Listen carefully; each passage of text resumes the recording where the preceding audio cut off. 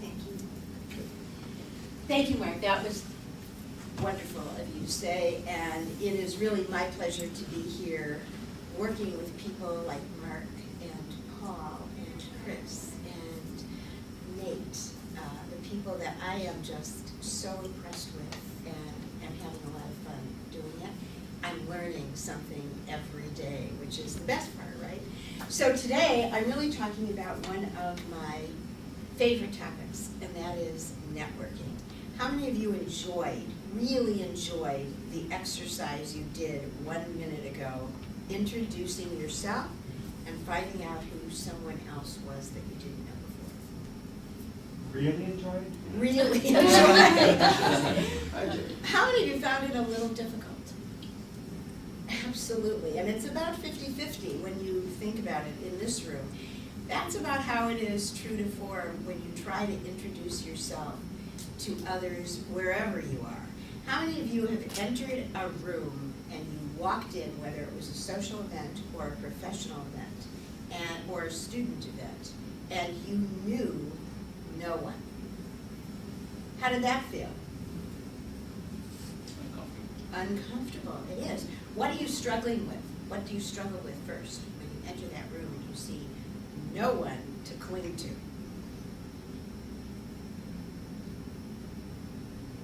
Anybody? What are you saying? You don't know where to start, you don't know who to go to, you don't know anybody familiar. What do I say? How do I find out something that I can open up my mouth and make a conversation with when I don't know who these people are at all? So today, when we hear the word networking, how many of you hear it almost every day? Absolutely. Today I got 3 invitations in the mail at home, and every one included the word networking. When I have normal conversations with people, friendly conversations, professional conversations, networking seems to find its way into the conversation. And with good reason, and we're going to find out facts about why networking is so important. So what I'd like you to do right now is think, if you had to define the word networking, we all hear about it every day, we all think in our heads it must be a good thing, but if we had to define it with one sentence, what would it be? Hold that thought, and we're going to go through some pictures, and what I'd like you to do is think, is that good networking? Is it positive networking, or not? So this is the tricky part for me. So let me see. Who can read that? Paul. How can I help you? How can I help you? Do you think that's part of networking? Yes. Absolutely. How can I help you? Help me. Help you. How many of you remember that movie? Of course. No. And help me help you. He's begging his clients to hire him to help them.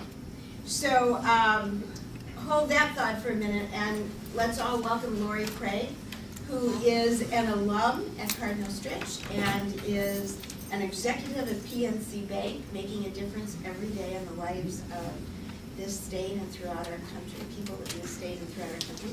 And she is the chair of the advisory board. So thank you, Lori, for being here today. Help me help you. Was he genuine or a little ingenuous when you think of that? Help me help you. What's he trying to get? A customer. A customer, a client. So help me help you. He's saying the right words, saying I want to help you, but there's a slightly different message there. How can I help you today? And there's a sense of urgency in that quote. Today is important, and if you really go to someone for help, you better act fast. What about this one? Oh my God, I need help. Is this a good time to start networking? No. Okay, she's desperate, right? So she better do something, and networking would be one of the ways for her to begin to get out of the condition that she's in. But I'm going to come back to that. It's really not a good time. She should have been networking 10 years before this condition, and I don't think she'd be in that condition. I'm sorry that this happened to you, but I'm here to help you in any way that I can. And unlike Tom Cruise, the expression on this person's face is more genuine. I'm here to help you make an impression. When you walk into a room, when you shake someone's hand, you are sending out a first impression. We've heard about this since we've been probably 3 years old, and someone said to us, oh, you have to look nice, we're going to a party today. Or we're meeting someone in Daddy's company today, and you need to put on a good shirt or a good dress. It's that first impression and how we look that might be a lasting impression and will help us to network, and we'll come back to that though too. This is do your research. How does that apply to networking?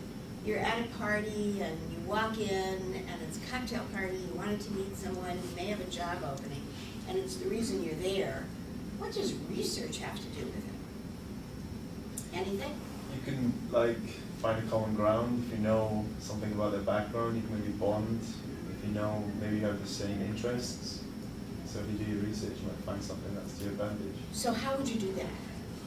Well, I mean, your information is everywhere to be found. There's like LinkedIn, there's all sorts of information. Exactly. Google, whatever. Whatever you need to do, if you know of at least one person who's going to be in that place, especially someone that you'd like to meet, research the person. Does research help when you're doing your college resume and a job search? Let's say that I want a job at Cardinal Stritch, and I'm meeting with Dr. Gessner. How would I research for that interview? I want him to hire me. Do I just bring in all the information about me? Or what do I research? Two very important things I would research. One is Dr. Gessner. Before I step foot into his office, I want to know as much as I can about him. I want to know what organizations he was in, where did he go to school, does he have a family, where does he live, why is he here, what does he do here? So that I can go back to that in conversation with him. And what else must I research before I step into his office? What's the second thing? Yes? School. I'm applying for a job at Cardinal Stritch. Do I just say, I'm terrific and you should hire me, look at my credentials, look at this resume, look what I've done with my life, and you're a good guy, so clearly you should hire me, right? You need to research who you are visiting in terms of that company or not-for-profit or university. And you need to think of ways where you fit in. Unique things about the university, maybe holes that you've read 5 different newspaper articles, and each one talks about some liability of the university, some difficulty that the university is experiencing. Address those in your job interview, and perhaps indicate how you could help with that. But at the very least, if you're not going to tell how you could help, you have to show the person that you're interviewing with that you've done the research and you know there are issues, and at least ask the question. You know, I see that you've gotten some very negative PR. What do you have to say about that? Because you're applying for this job to fit in this organization. You want to know from Dr. Gessner, how does he feel about what's going on? What does he have to say about that? Because you can learn a lot in terms of research. So we'll talk more about research as we go on. Research is very important. How do you say hello? You just participated in an exercise where you shook someone's hand, and I saw a lot of great eye contact, terrific smiles. Remember, that smile goes a long way. How you say hello. You know how you got me a hello? Hello is not to be diminished. It's really important. Let's put on our thinking caps, shall we? Let's try to think, how can we work together? How can we help each other? Because that's what networking is all about. And finally, the doc is in. I think I need help. That's okay. But hopefully you've done the networking and the research decades before this time. And you won't get to the point where you find a person at the other side of the desk saying, "Can I help you? Would you like to meet that person?" No, I mean, talk about ingenuous or someone who's a little cynical. When I go to a doctor's office, this is not who I'd like to greet as I am entering the doctor's office. She is not at all interested in helping anybody, actually. So Mark told you a little bit about me, and I would like to just fill in the blanks a little bit by saying I've had 4 careers in my lifetime.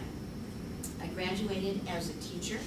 I started my careers in teaching high school, English, drama, speech.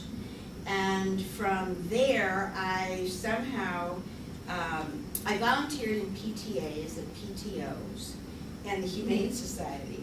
And in so doing, I met people that were working at the Zoological Society of Milwaukee County. And they had an opening for a very part-time job.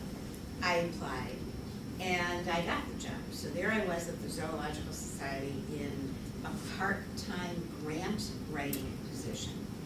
And as time went on, which was 3 months, I was promoted to VP of Development, if you can believe that. And from VP of Development, I moved on to VP of Development and Marketing. And before I left the Zoological Society, I was the Associate Executive Director of the Society. I was there 8 years. And Mark mentioned that I had participated. Actually, I led a $20 million capital campaign, which was the first capital campaign for the new zoo at that time. And we raised the money in less time than we anticipated, and we exceeded our goal, which was terrific. Because of that, I was asked to assume the Associate Executive Director position. And then, because of networking, I had put someone in charge of our associate board of directors. I created these things at the zoo. One is I created the Platypus Society.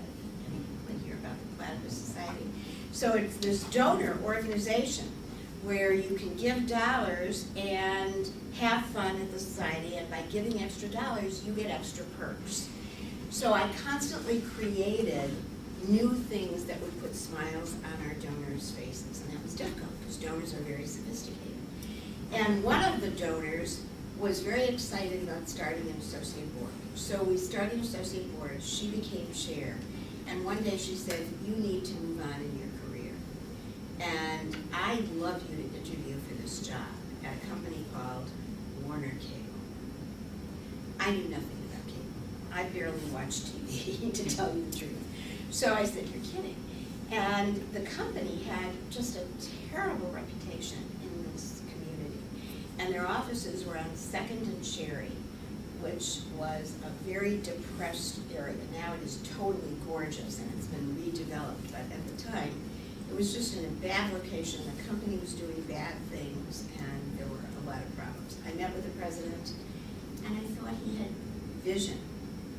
And just in that interview, I thought, okay, I'll give it a shot. When the next day I read in the Milwaukee Journal-Sentinel, Warner Cable, worst cable company in the country, says the mayor of Milwaukee. So I looked at my husband and I said, "Oh, well, no one will blame me when I leave next week because this is too bad, this is too horrible to fix."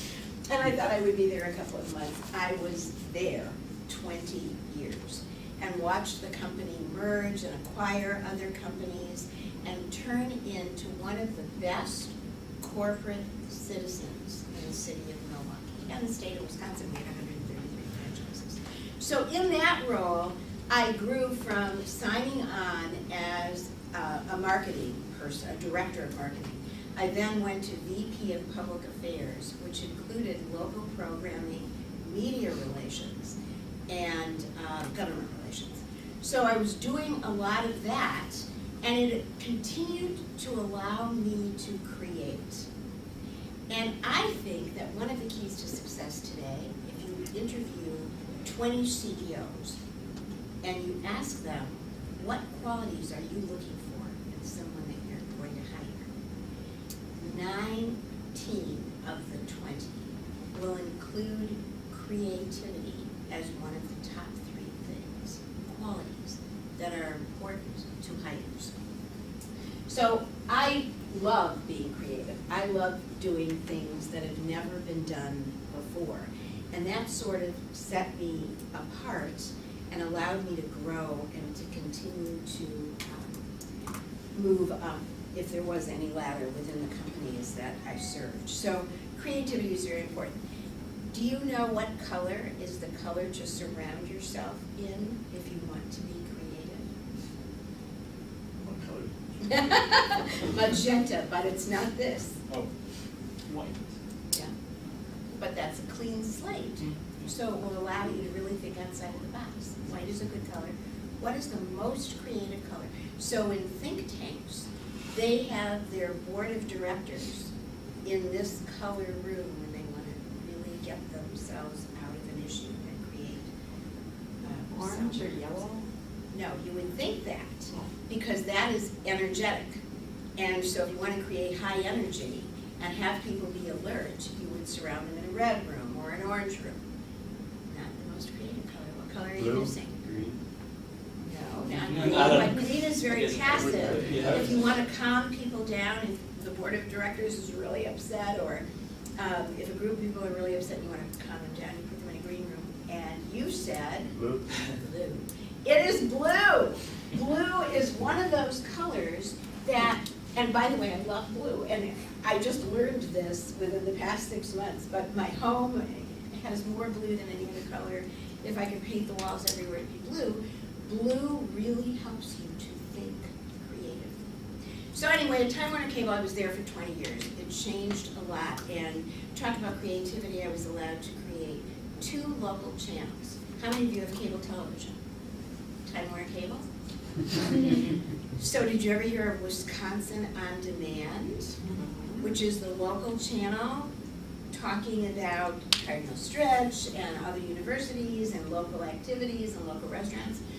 We started that local channel in 1995, and we were the first local channel of that magnitude in the country, and others have followed us, since. How many of you like sports? So, do you ever watch Time Warner Cable Sports 32? We were Time Warner Cable's first local sports channel. It's Time Warner Sports today.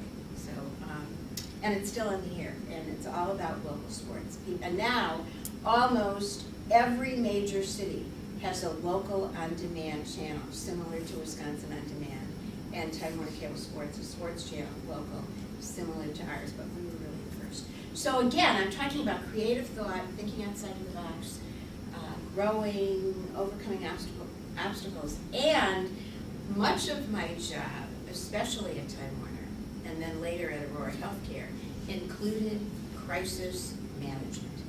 How many of you have ever been in a crisis? Is that the time to network? Why not? You need help. You're in a crisis. Should have done it before. You should have done it way before. Way, way, way before. So here's what we have. Page 1, determine what you have to give and give it freely. If you had to assess yourself, how many of you have taken 360s about your own personality?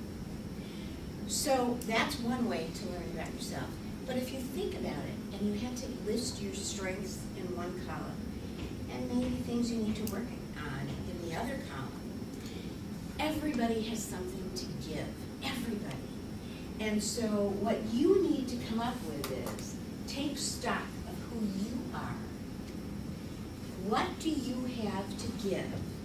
And then figure that out and give it freely. And that's going to be the message of today's networking exercise, if you will. We all have something to give, and there's nothing that makes you feel better. You will feel magnificent. I'm sure each and every one of you do great things every day. But when you encourage someone else to be better than they are, or when you give of a resource that you have, whether it's creativity or a contact, telephone number, or whatever it is, you will feel so much better about yourself. When I was at Time Warner Cable, we were trying to do something that raised awareness in elementary school students about Thanksgiving and giving, period. And across the street, we had a school where the population, it was an elementary school, and the population barely had food to bring for lunch. These were kids that really could afford very little in their lives. But we wanted to give them the feeling, we wanted to do something, give them the feeling of giving to others. So we decided that we were going to donate X dollars, and the kids were going to be able to purchase cans, and that with those dollars, and then bring those cans to the Hunger Task Force, a food pantry. If you would have seen the glee on these children, there were third graders and second graders, the glee on their faces when they had this food with 1 or 2 or 3 cans, and they put it into this big basket, and we interviewed them to find out how do they feel. These little kids could have been 10 feet tall. Why? Because we gave them something that they could give to someone else who had less than they did. That's the real value of networking. So you have to assess yourself. Resources. Some people have a ton of money and they give it out freely. Great, because a lot of people need money. A lot of organizations need that money. Some people have talent. They can play the saxophone or the piano. And there's a senior center that just would love to have music during their lunch hour. They donate their time and they go to the senior center to play the piano so that they have music and they feel better about themselves. So what talents do you have? Some people have connections. If you were to come to me and say, I need to have someone who is in the cable industry, do you know of anybody? Of course, I have connections. I can let you know who to best call when you have a cable issue. Not that I'm telling you to call me when you have cable problems, but that is a connection. Support. Let's say that someone needs to have their leaves raked on their lawn. You know that they're sick and they can't do it. Give your support to that person and rake their leaves if you can rake leaves and you feel like you want to. Because there are very few guarantees in life. The one guarantee I will share with everyone, if you do those things and you share what you have freely, I promise you, I guarantee it will come back to you in spades. Not only that, second, when you feel really good, like the little elementary school students, about helping someone, but you never know, 5 years down the road, 10 years down the road, that person who was in some way disabled when you raked their leaves will come back to help you later. That feeling is just the best. So take stock of yourself and give what you have freely.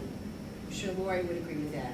She's in a position where she can help this community each and every day, and she does, and her company does. That's why companies do it. It makes them feel good. And the stronger they make the community in which they live, the more money and resources people will have to turn around and benefit their company. So is it good business sense to help others? Absolutely. Okay, how to win, how many of you have ever heard of Dale Carnegie? Is in Mellon Carnegie. Okay, he wrote a book in 1936. I mean, that was a long time ago. And it was How to Win Friends and Influence People. And this was the very first book about networking. That was what his book was about, networking. And some of the things that he said to do each and every day, if you look at that book, smile.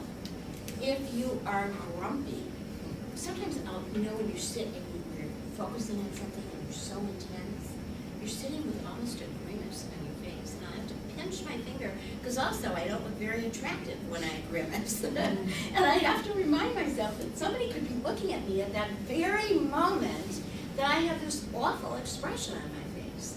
So smile. You have to tell yourself, smile when you enter a room, smile when you meet someone on the street, smile when you're at a bus stop. Smile when you're in an elevator and smile when you're walking down the hall. Do you know how good you can make people feel when you're walking down a hall of strangers and you smile at them? Or even, heaven forbid, say hi? They've done studies about high school bullying, and they've said that some people just walking down the hall, if that person that is feeling awful and terrible about themselves, if someone walks down the hall and just smiles and says, hi, how you doing today? You can make that person make the day happen for him or her. So smiling, saying hi, being friendly, all these things are great suggestions. Before I said ask questions, remember when I said that if you're interviewing with Dr. Gessner, do your research? Always be thinking about what questions to ask. When you enter a room and you know you're going to meet strangers and you know you want to find someone that you leave that event not having as a stranger, but maybe as a friend, ask questions. What do people love to do most of all? Talk about themselves. You bet. Say that 150 times. They don't even know they're talking about themselves, but if you can get them to answer one of your questions and talk about themselves, you're making them feel great. They won't even remember anything else that happened, but they're having so much fun talking about themselves, and you can do that by asking questions. Here's the real truth. Listen with a sincere interest in people. People love to talk about themselves, but if you ask them, if I ask Mark a question, Mark, how was your day? Good. Really? How good?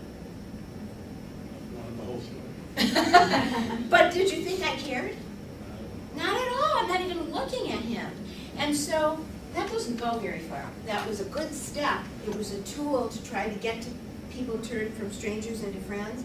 But if you're meeting him at a party or at an event, and you're really looking to see who else is walking in the room, how does that make him feel? Terrible. And believe me, he'll remember that. And that is another way that you're diminishing who you are.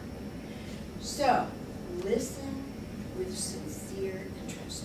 Force yourself to smile. You gotta really tell yourself a lot. Smile. And then you have to force yourself, if I'm looking at Mark or Chris, I want to look into his eyes. Do you know the power of one? You know what they say about if you can look into someone's eyes and you can get them to look directly back into your eyes? What's that power like? You can get them to almost do anything. So if you can really, and you have to be persuasive, but if you really look into someone else's eyes and you get them to look back into your eyes and you're talking about somebody and you're enthusiastic and sincere and honest and passionate, you can get them to do what you want them to do. So all these things are very important, but can you imagine 1936 Dale Carnegie is talking about how to connect with strangers? What do you see in this picture? So I have a meeting, and I actually did, with Tim Russert. What do you say? I don't know Tim Russert. I mean, he meets with 5 million people a day. And I'm walking into his office. First of all, what's he got on his face? A smile. So again, watch those smiles. It's so much more inviting to be with people that are smiling with a grimace. But here you are. You're walking into this office with Tim Russert. You have a specific topic that you want to talk to him about. What do you do when you first sit in that chair across the desk from him? What do you think? What would you say to him? Can you all see some of the details in that picture? I wish it were bigger, sorry. Probably ask him about, I can't see, I assume that's his family in the picture. Perfect. Say, oh, I see the picture of your family. Let's It's assume that's beautiful. a family. Oh, is that your wife? And then what does he like to do? Talk about himself. So yeah, that's my wife with President Reagan and all the other cabinet members, and that happened to be in something. So yes, you can be very personal. What is on his desk? Here's an American flag. So you might say to him, oh, I see you have a picture of an American flag. I collect American flags. If he has a picture of horses, oh, are you a horseman? I ride horses. So when you walk into the office of someone that you don't know, let's say they just have a gorgeous picture on the wall, that is a fabulous piece of artwork. Did you just get it? And they love to talk about it. And when they start talking about the personal things that are surrounding this very person, what will happen to you? You will find out more about that person. So that later on, when you really need to get to why you're in that office in the first place, you'll be able to tie back information about what he likes and what he dislikes and make it come back to you as an advantage. So it's very hard to walk into an office with someone that you don't know. And if you sit down and if you're there to get an answer from him, and you sit down and you just talk about that, not so great. Like anything needs an icebreaker, walking into that office needs an icebreaker too. And by the way, a blue tie. I can't tell you how many times men love to have compliments on their ties. So I think you've all heard in the news today that there is this Australian reporter that wore the same suit for 365 days, but he changed his tie every day. And so no one even noticed that he was wearing the same suit. So if you walk in and you can't think of anything else to say, well, I like your blue tie. Or I have a tie just like that. I wear it all the time. Whatever, make conversation. So what do you see? Walk into the room, use your eyes to focus. What do you see? What do you say? Use an icebreaker. How do I find out more about this person? And, and make him get comfortable, or her. So the tie, connect. That's called connecting, which you need to do in terms of networking. Now I want you to think, is this networking? You were defining networking in your head. You were going to come up with one sentence. What is networking? Is it, I go to you, Nate. Hi, Nate, I need your help. Now, in Nate's case, by the way, do you all know Nate? Nate is phenomenal. Really, from the first time I met him, he really was. I did go to him and say, I need your help, and he said, great. And he made things 10 times better than I had ever expected. But that's really not the best way to meet somebody and to make an impression, is by saying, I need help. There are those times when you do need help and you need to ask for it. But it's all about networking, connecting, smiling decades before you're in that position. Is it good to say, oh, hi, I'm Bev Greenberg, here's my business card? Why not, Lori? Because it's a pet peeve of mine, actually. Because so what? It means nothing to the person you're handing it to without a reason for them to want your business card. So you have to have them want it and create that interest. Exactly. Now, in Lori's case, if she says, I'm Lori and I'm from very nice to meet you, here's my business card. So in that case, maybe the person she gives her business card to will connect with her later because of PNC Bank, because she's gorgeous, because she had a smile on her face, whatever. But you need more than that to make it effective. You have to connect with people and make them like you, and the way they can do that is by finding out more about you. So those little introductions that you did at the start of today, we're going to go back to that and see what you actually found out about the other people. So what if you say to someone, oh, you know Alice. You know Alice. I need Alice. Can you arrange for me to meet her? Is that a good way to network? You're making some kind of contact. You know Alice. I know Alice. I know of Alice. I would like to meet her. Is that okay? Not if it's the first time. Not if you're first connecting with that person. Well, first of all, I think to myself, how do you know that I know Alice? And why do you think that I should, on my own, get you in contact with Alice and use my contact? Why would I do that? So you need to give me more information. That is not networking, the way I think. Always start by offering praise, and this is really important, not by asking for help. And again, it's about research and doing your homework. Just even offering praise, talking about someone's tie, or trying to find out what they like and talking about who they are and what they've done, and making some contact with praise and a compliment that could be sincere is better than asking for help. So can I ask about that? I think it's hard for a lot of people to whether they're uncomfortable with what they might call small talk or icebreakers, or they feel like somehow they may be perceived as disingenuous about it, that they, you know, they're saying something nice just to get the person to like them. Right. And then to you, I watched Bev as master at this, because it's sincere. When she comes in, she offers the praise, and you can't help but be like, you know, thank you so much, and what do you want, Olive, give you anything? But, Really? No, I'll remember that. but for people who are not practiced in that, and where it may feel uneasy, or awkward for some reason, how do you get to be able to be comfortable with some things practice as part of it? Well, practice is very important, and therefore, what I tried to get you to do when you all walked in, you can do it. You can do it when you're in an elevator. You can do it when you're in a lobby of a doctor's office, and there's just 3 of you in that lobby, you know. You might want to just start a conversation and say, oh, I see you're reading Sports Illustrated. I love Sports Illustrated. You will find out very quickly if they don't want to go beyond that, or they might be nervous and they want to talk to you, and now you find out more about them. Having no information about someone and then trying to break the ice and meet them is the most difficult. And the best thing that works for me is questioning. You can't praise someone if you don't know who they are. I mean, I would never say to do that, unless she was wearing a great dress or fabulous shoes or had a terrific day, or he had, you know, whatever. You can praise someone on the basis of how they look. That can be an icebreaker. If you can find earrings that a woman is wearing and you might find them to be unique, then you can say, those are very unique earrings. Oh, and she'll start talking. And somehow that may lead to something else. That's the most difficult when you know nothing. So the more research, the more homework that you can do it. Smiles also help. And one of the things that has worked very well for me is I might say to somebody who isn't talking to anyone else, I don't know anyone here. This is really hard walking into a room like this.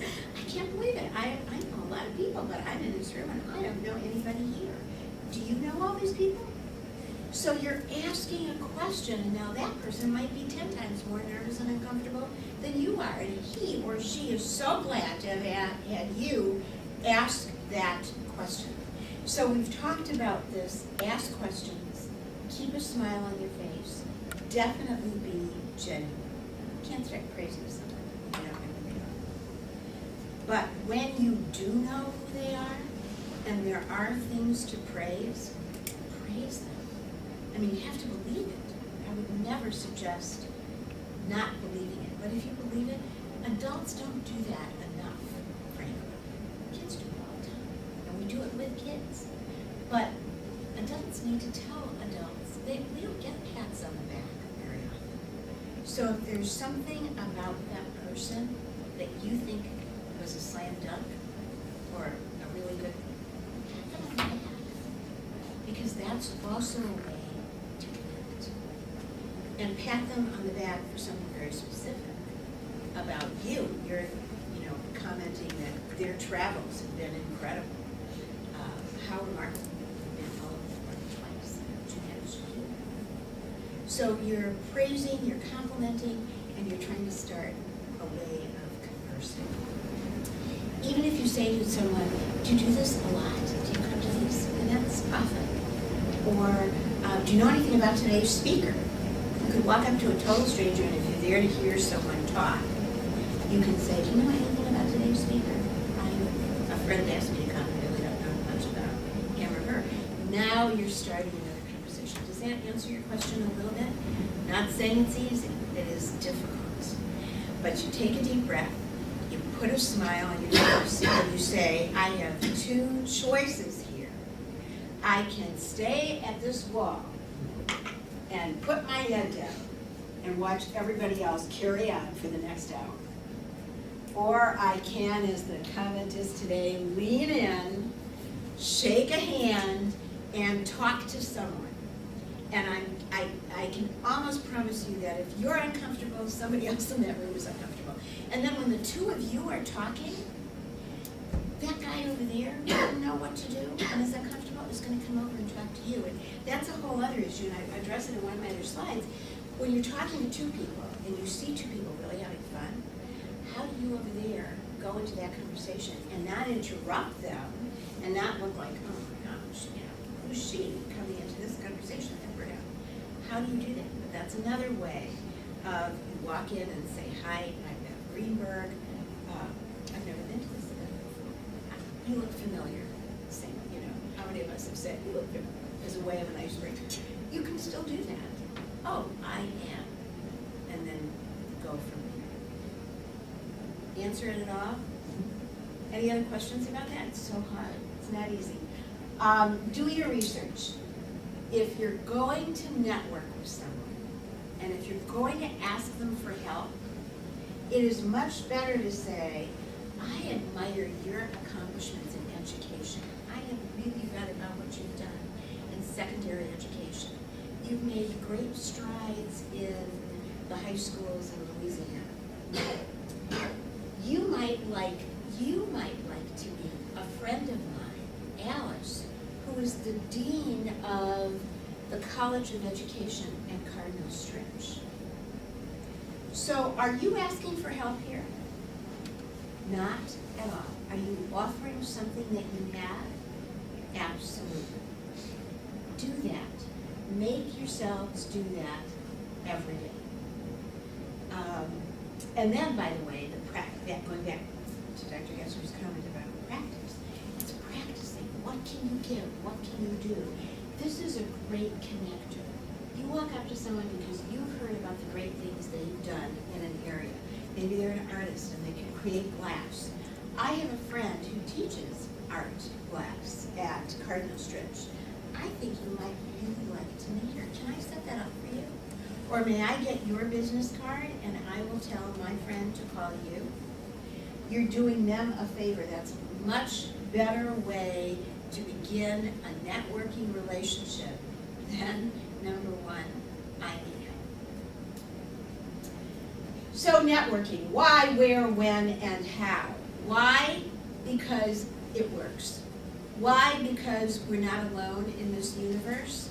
Why? Because it is really more beneficial to us and to everybody else, not only around this table, but in our world, to connect and to network. So why? Because it creates great things and it makes a better life for all of us. That's the very high level why of networking. Where? Everywhere. Everywhere.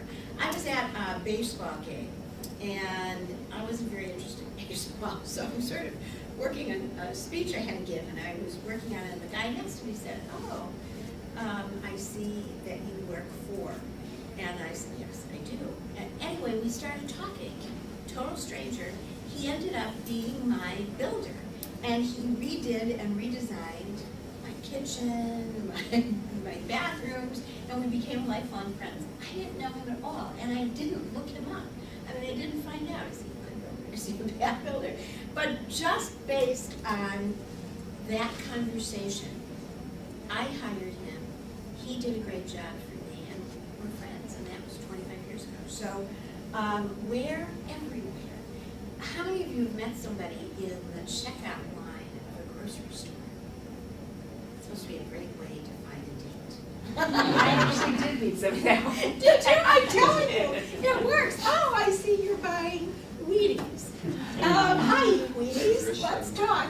So, yes, even in the grocery line, in a doctor's office, anywhere you happen to be, in the cafeteria, in a restaurant. So, everywhere. Whenever you think you want to. And how? I'm trying to give you tools for how. Basically, it's still up to you. You still have to look within yourself and say, do I want to sit on that wall, or do I want to get out there and network and connect and meet people? I find you just have to force yourself to do it sometimes. And once you start doing it, you'll never stop. And it helps to put that smile on your face and be prepared to ask questions. People love to talk about themselves. Get them to talk about themselves. Finally, networking, building relationships that matter. It's about teaching and giving, teaching people who you are. It is teaching people who you are, not by giving them a resume, not by telling them that you worked at Time Warner Cable for 20 years and therefore you're true. No, it's teaching them what kind of a person you are. When you network and you connect, do you have integrity? All 4 of my careers, and I didn't mention the last, which was working at, I started as a volunteer as chairman of the board of Aurora Healthcare, and I ended up as the first president of the Aurora Healthcare Foundation, which was a $50 million foundation. And that was great and exciting, but you need to teach people why they should trust you. And in every one of my careers, the values that work for me are, you have to have integrity, you have to have trust, and you have to let people trust you. Don't go to somebody that asked you for a favor and you were too busy. Don't go to somebody for help a reporter, for example, a reporter called and wanted a scoop, and you said, I can't give you that, I'm sorry, I can't talk to you. Because in the end, that's going to come back to haunt you. So integrity, teaching people who you are inside. What do you care about? What is important to you? What are your passions? And most of all, networking and connecting is about giving. Listening so generously that you can help people reach their goals. You want to sell more glass? I know someone who buys glass. Let me introduce you to that person. So it's finding out what are those other people's goals, and then how can you help them reach them. Let me just go back. Networking is not optional anymore, and it's the top of many books. I told you about Dale Carnegie writing the first book on networking. Today, there are hundreds and hundreds of books on the market about networking. This one says, make your contacts count. It simply is not optional. There's a study. Now, why networking? I asked you before. This group did a survey, and these things are pretty significant. HR executives rated effectiveness of job search methods on a scale of 1 to 5. Networking averaged 3.98. Over half of the respondents, however, rated networking as a 5 to their search for getting jobs. That's pretty significant. And finally, only 1/3 of all job vacancies get advertised through traditional means or media. What does that mean? So there's a posting for a job. If only 1/3 of all the jobs out there get posted or advertised, where are the other 2/3? Connections, word of mouth, networking. So before a job even gets posted, that person remembers Josh and says, oh, that person would be great working for me.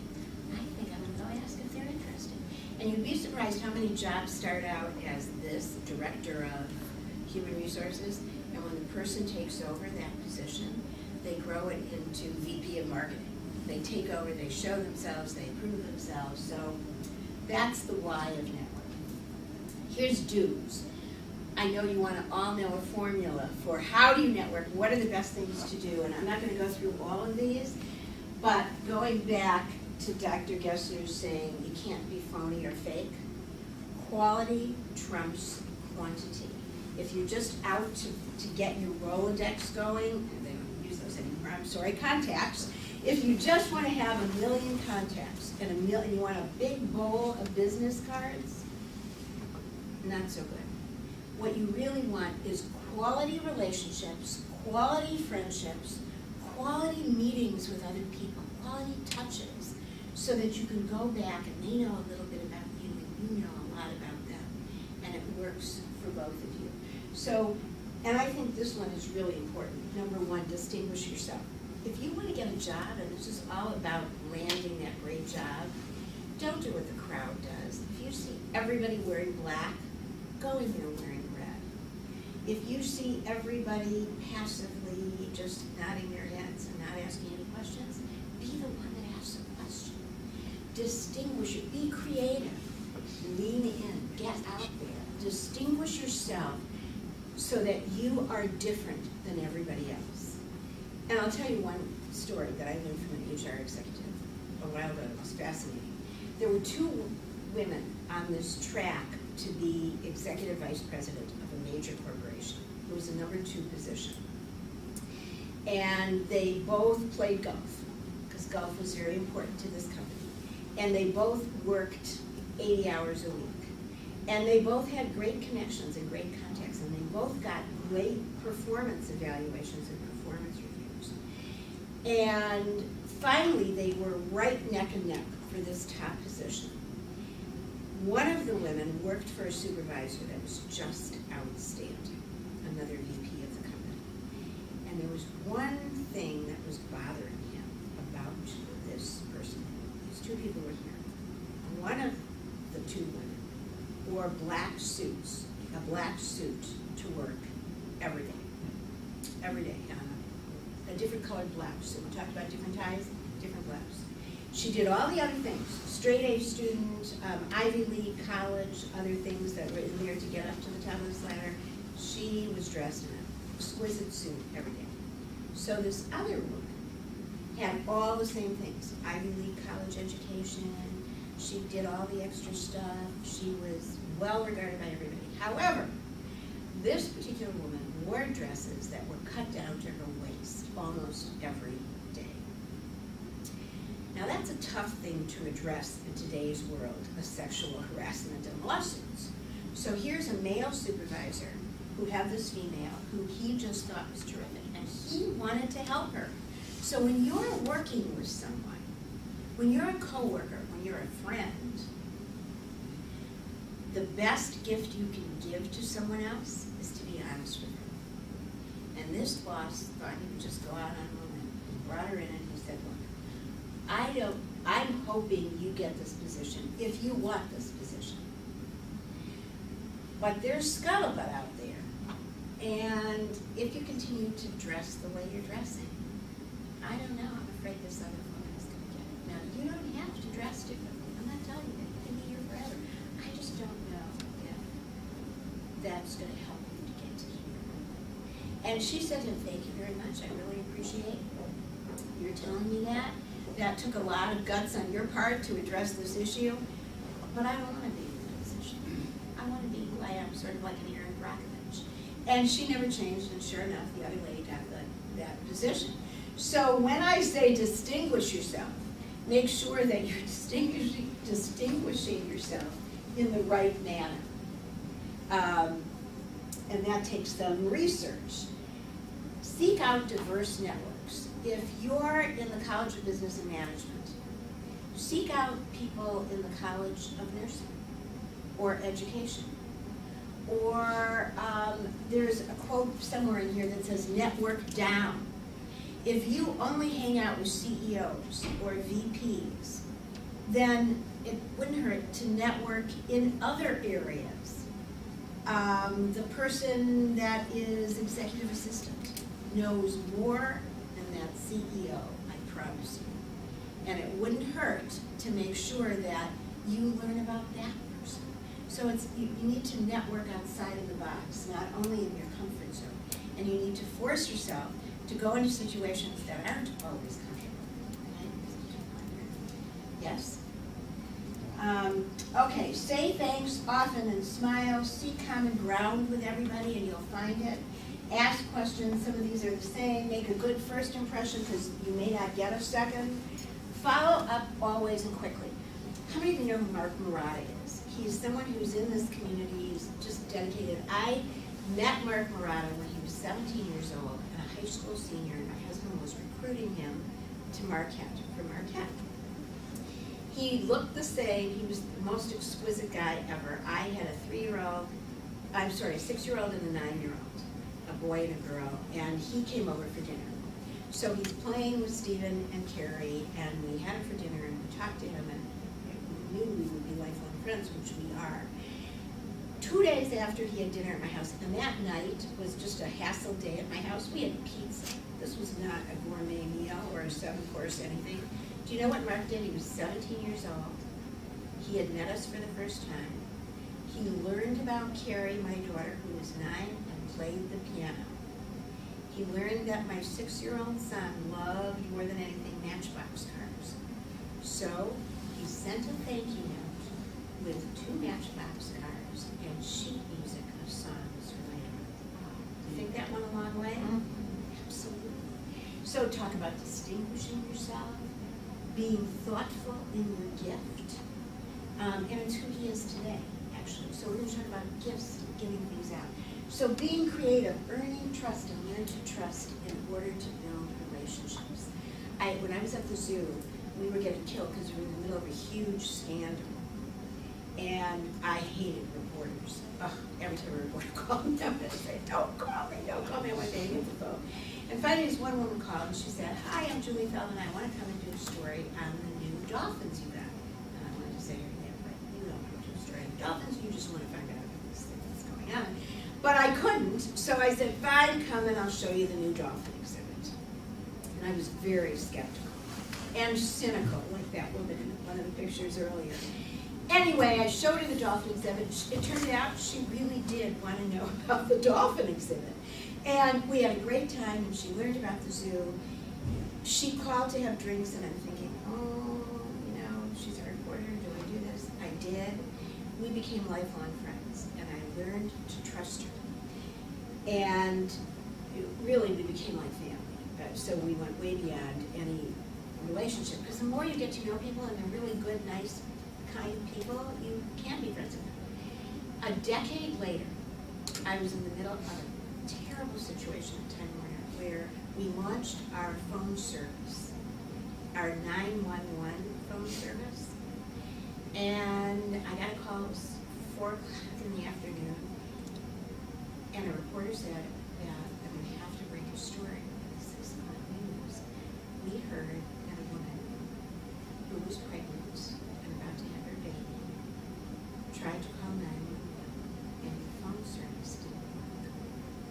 And she wouldn't get to the hospital in time. Talked about crisis management and why didn't that work. So a lot went on. I mean, what happened? Your instinct is, oh my God, I want to leave the country. And this company is the worst company in the world, and how could anything as awful as this ever happen? First thing I did was research, and we had a lot of people go into what it was. It wasn't the cable company's fault, but I called this reporter, who happened to be Julie, and I told her what was going on, and I said, I'm not sure what to do about this. It's going to, this is awful. And our guys are telling me one story, and I'm hearing another story from this reporter. To make a long story short, she did the research because she's a great one. And she found out it wasn't our 911 service, it was the police department's answering the call for the ambulance. And the lady at the police department dropped the call. And there were all these records. So all that I can tell you is that is like an extreme crisis. But that 10 years of having her, did I ever know that I was going to have to call her in this situation? And by the way, the first thing I said to her was, Julie, I have a situation. If this is at all uncomfortable for you, or you cannot talk to me about this, because maybe she was going to, I didn't know what her situation was, hang up the phone and I won't care. So you always have to be respectful of another person's position.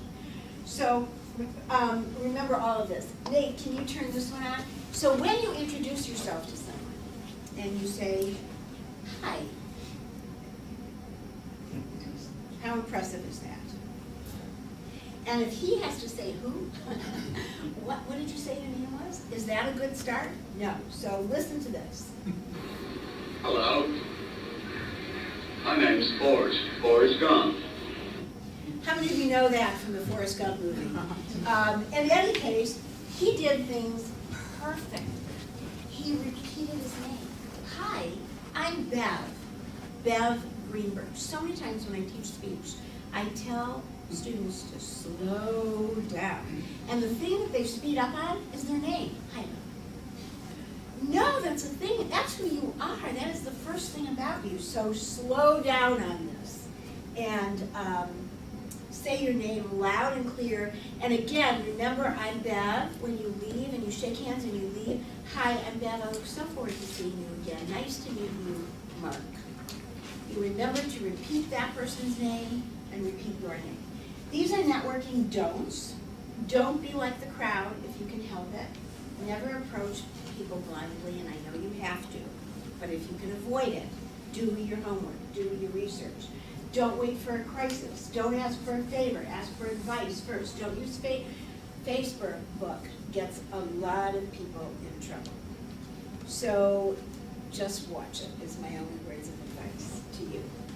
Socialize at all events. Smile. Use that smile. Personality. Don't watch others. Step in and be noticed. Don't join dozens of groups. Your first instinct is, oh, there's 12 different groups on campus. I want to join them all. Maybe that's okay because you want to meet a lot of people. But if you're interested in animals, then join groups about something that you're interested in. If you're interested in children and reading, then join groups that address that. And the reason for that is you will be passionate about it, and people will recognize you for being passionate about it as well. So, it's not about numbers again. Quality trumps quantity. LinkedIn. I had a young person who was applying for a job, and she got one job, and she put it on LinkedIn, but it was only a part-time job while she continued to look for another job. She got another job, and she accepted it, and 2 days later, the second job that was a full-time job that she was just hoping to get, they called her up and they said, we can't hire you. You're working part-time for blah, blah, blah, and we have a conflict of interest with that company. We don't want you sharing things with us.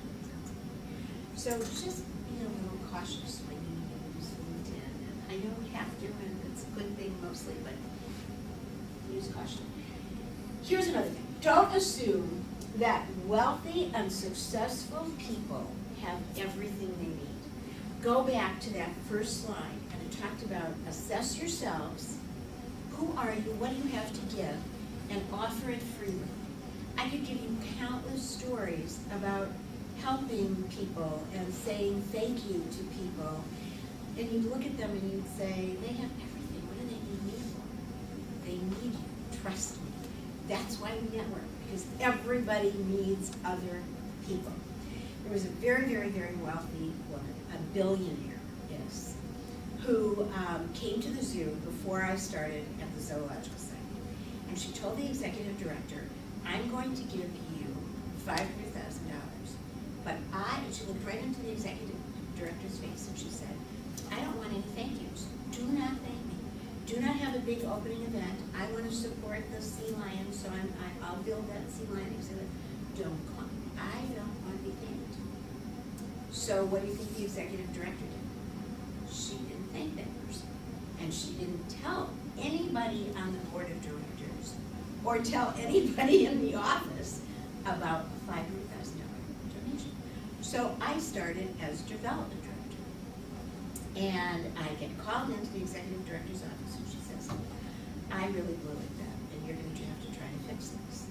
I did exactly what this woman told me not to do, tell anybody, and now she's out in the community saying she can't believe that the Zoological Society is such a bad organization because they didn't even thank me. They didn't even tell the board of directors, who are my grandparents' friends, that I gave $500,000. So when somebody tells you, don't thank me, don't believe them.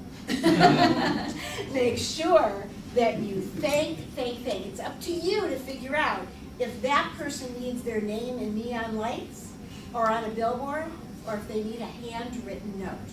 But I promise you, they need a thank you. So this is a very key thing, and I could give you hundreds of different ways to that everybody needs things. Plan to network. Just like planning to put a smile on your face, and planning to meet people, and planning to question, plan to network each and every day. Yes. Yes, if you have someplace to go, I'm going to quickly get through this. If you want to look at them later, you can come up with it, put networking into your daily life. We talked about this before. What is your daily life? Where can you network? The greatest networkers genuinely like to help other people. It's in your DNA. And I believe that everyone in this room genuinely wants to help people. So do it, and you will be networking every day. The ABCs of networking, we've talked about most of those before. Write letters and cards and be thankful. And give gifts to others that really make sense and are creative. Networking should be second nature to you, but it doesn't happen without practice. You have to practice keeping that smile on your face and not a grimace. So contact one person each day. Make it a goal. Go home tonight and make it a goal to contact one new person every day. I'll tell you about those stories later. Let networking be your goal. Networking works. And here's why it works. 70 to 80% of all jobs are found through networking. Each person you meet has 250 other people for you to meet. That's a lot of people. I mean, can you imagine what you could accomplish that way? The real value of networking is being a good person and caring about other people. So knowing that you have created positive connections allows you to go home and really feel great about yourself. Network now. That is